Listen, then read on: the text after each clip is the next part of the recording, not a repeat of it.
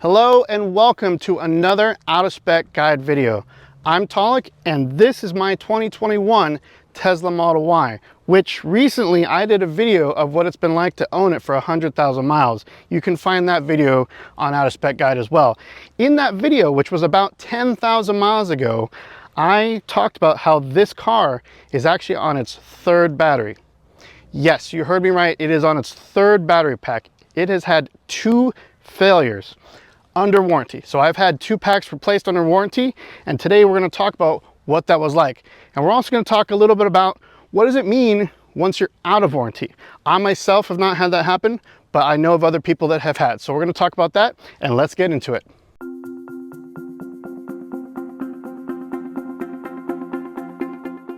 So how did I get here? How did I get to over 100,000 miles and 3 packs? Well, let's start from the beginning. And also, I recommend, if you haven't watched it yet, go watch my 100,000 mile video on Out of Spec Guide. Okay, so this is actually my 3rd electric vehicle. I had a Volt and a Bolt, and then in April of 2021, I finally got my Tesla Model Y. I drive a lot. I drive for fun. I like going on road trips, both with my family, my friends, and the car clubs here in Southern California. But also, I drive for work. I like getting paid to drive, so I drive for rideshare, mainly Lyft. And so between all of that, I put about 40,000 miles a year on my car. Now that is more than your average driver, but it's definitely not as extreme as some of those other rideshare drivers out there that put 100,000 miles on their car every single year. That is crazy. I don't know how they do that. But anyway, so for me, I drive about 40,000 a year. And almost to the year, like just under a year of having my car, like I think within a month of a year, I got a notice. I started noticing that the total charge at 100% was going down rather quickly. I was starting to think, okay, so I'm at 40,000 miles, is this degradation? But it was getting faster. And so I started looking into like, how do I fix this? How do I because I've heard about balancing the pack and resetting it and, doing top level charging and things like that. And I was trying to do those processes, both letting it sleep for a minute, which it's sleeping right now, but trying to get it to sleep so that the BMS could balance all the cells, and also doing a top charge where you see how much you drive it down until it's empty to see your full capacity, etc., etc. I use TesLab, so I'm able to see a track record of my full charges over time. And so that first 40,000 miles, you see the bar, the charge graph, pretty steady. This originally had 326 miles on a full charge. And once it started reading like 285, 280, 275, 269 on a full charge, and this is within like a week or 2 time frame, you're kind of like, something's not right. This can't be just regular degradation.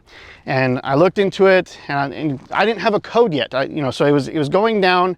About a week later, it actually threw a code, BMS_A066, which is, I believe it says, maximum range may be reduced.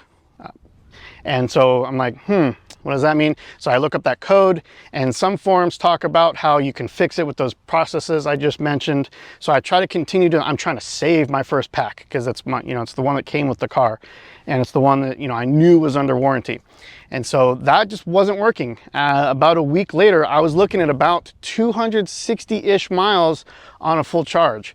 And at that point, after about a week driving it with that code showing up about once a day, it would show up in the morning, I'd clear it, drive it around. It might show up again midday, but then it would disappear. So I'm like, is this just a fluke?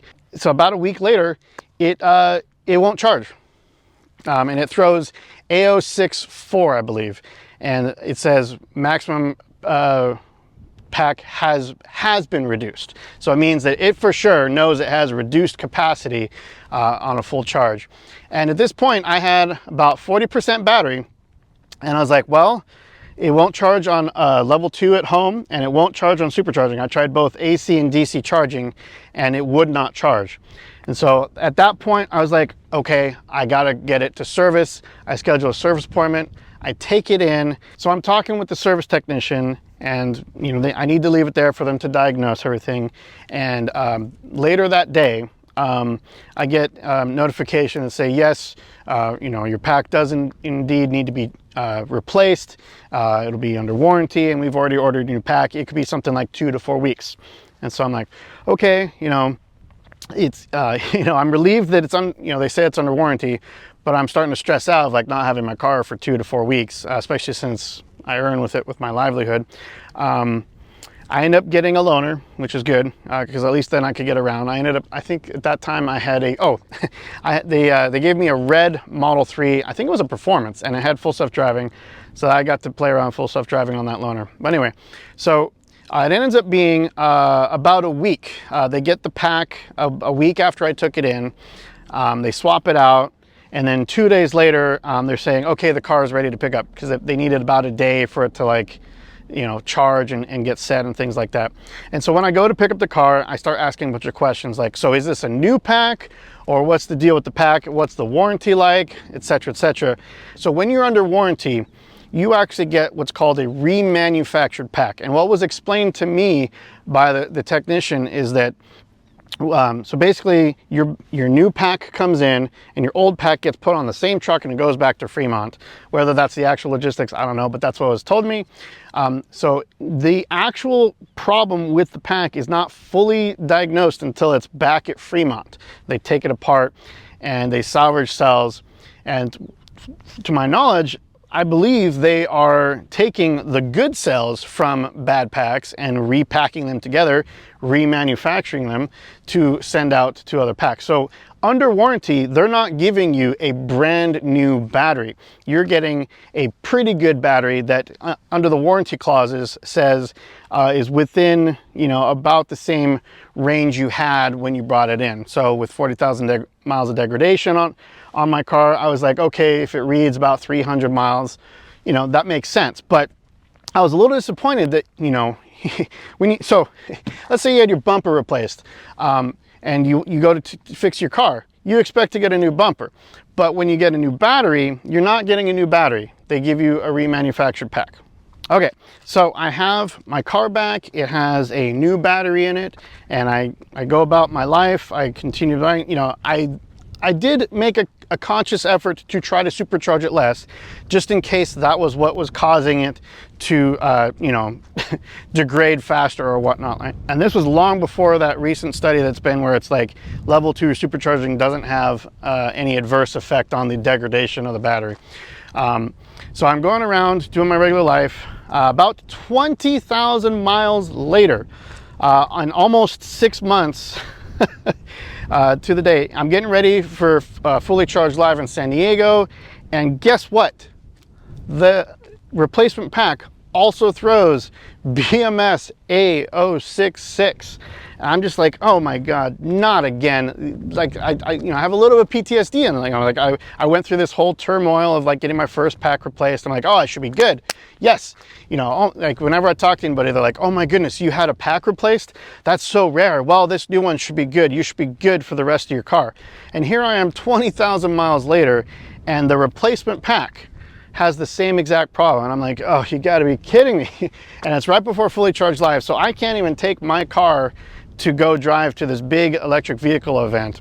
So I then get another loaner, this time a white Model 3.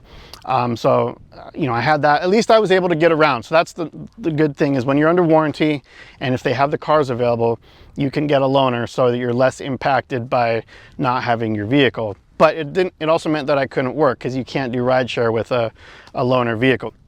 So anyway, I go through the whole rigmarole. This time though, I did not wait. As soon as that code through, I'm like, oh no, I'm not waiting a week and finding out if it'll charge or not before. So it didn't throw the second code because I took it into service a lot quicker than the first time around. So I go in and they say, oh, well, it looks like you need a new pack. We'll order one right away. And so it was almost like the same experience as before. I went to a different center. The first time was where I got the car, which was Tesla Carlsbad. And the second time I took it to the Kearney Mesa location. And so at the Kearney Mesa location, they order the pack. It's almost the same exact timeline. They say 2 to 4 weeks. About a week later, they get the pack, swap it out. And so that was about 60,000 miles, 20,000 miles that I had the battery. And that's the other thing is, you don't know how many miles are on that remanufactured pack. It could have been a fresh pack that kind of died and they put it together, or it might be a pack that had 100,000 miles on it. I don't know. So anyway, my second pack, which I had for about 20,000 miles, kaput. So I'm currently on that third pack, which I have driven the most amount of miles with this car with this pack. And you know, it's been pretty good as far as I can tell. When I first got it, it was reading about 315 on a charge, and then it steadily declined a little bit, and I was able to it sort of came back up again over the graph. And then I don't know if it was like I haven't checked quite, but I think there was a software update where after that update, it started to read like a steady 305 almost every day, plus or minus 2 or 3 miles. And then recently it started to dip a bit, which I'm thinking I'm now finally in the natural degradation of this pack. Hopefully, we shall see. So on my third pack, I'm getting close to the end of the battery warranty on the vehicle. The warranty is 8 years, 120,000 miles when I got the car. And you know, I gotta admit, I'm a little nervous that if this thing dies at 121,000 miles or 125 or what, you know, just sometime after that, you know, you're gonna have to pay for a new pack. And you know, I'm trying to plan for that, but that's not exactly an exciting proposition. If Tesla is taking your old cells, however many are still good, and then recoupling them and repackage them with other modules and then sending those out as remanufactured packs, at what point is, like, how much battery are you paying for? Because if this pack goes bad, and let's say, you know, 90% of the cells are still good, and then they take that pack and send you a new pack, which you're paying $13,000 for, but you've really swapped 90% of that cost, you know, why are they charging you $13,000 for that pack?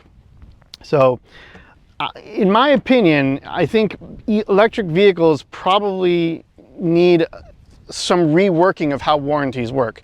Perhaps it could be some system of like, okay, after your warranty, because they know they're going to take your cells and shuffle them up with somebody else's good cells to make a fresh pack for somebody else. Perhaps, since you're not doing mostly material cost, perhaps you could pay for just you know, transportation of the batteries, labor, and the service to actually swap out yours, which could, you know, maybe that's something like $2 to $5 grand to get a new remanufactured pack, or something like that. Who knows? I'm not a warranty expert, but in terms of fairness, in terms of like, you know, according to the user, you know, we've been told all sorts of different things of what to do to keep our batteries healthy. And if we've done that in good faith, but then out of just randomly a cell goes bad for whatever reason, manufacturing defect, or it just can't handle the life of that, you know, how does one plan for that? How does one plan for the roulette of having a battery out of warranty? Between some friends of mine who are in the Tesla community and other videos I've seen online, you know, there are other people out there that have had packs fail. And again, we're not talking about regular degradation where it has that curve of like, okay, and you're at 80%. We're talking about where it's cruising along and it takes a sharp dip from either a cell or a whole row or module of cells going bad, just being defective. But again, we don't know the cause because that's determined, as I'm told, back at Fremont. So let me know what you think. Is this pack gonna last? I wanna have it till at least 200,000 miles. Yeah, I wanna really test the longevity of this car. And unfortunately, I can't tell the story of the Model Y degradation curve, but I do wanna tell the story of just the car lasting as long as it possibly can. Also, let us know in the comments, did this happen to you? Have you had a pack or more replaced under warranty or out of warranty? Let us know. But thanks again for watching, and stay tuned for the next out of spec video.